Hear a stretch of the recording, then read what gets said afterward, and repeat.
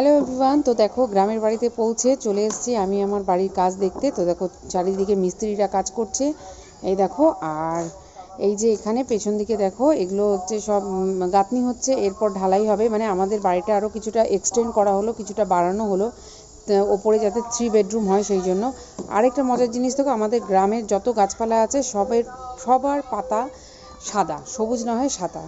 এর কারণটা কি বলো তো, আমাদের এখানে শাখা শঙ্খের সব সময় কাটাই হয়, যার জন্য সেই গুঁড়ো পড়ে থাকে। আর প্রিয়াংশু দেখো গ্রামের বাড়িতে এসে ফাঁকা জায়গা পেয়ে মজায় একদম খেলতে শুরু করে দিয়েছে। দেখো আমার পামসু পায়ে দিয়ে ছাদেই ক্রিকেটের ব্যাট নিয়ে এসছে, সেটা দিয়ে খেলছে।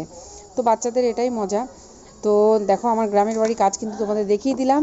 আর এই দেখো চলে এসেছি আমার ঘরে। দেখো ঘরে জিনিসপত্র সব ঠাসা, 4টে আলমারি, খাট, 2খানা শোকেস, জিনিসপত্রে ভর্তি। তো দেখো আমি খাজানা পেয়ে গেলাম।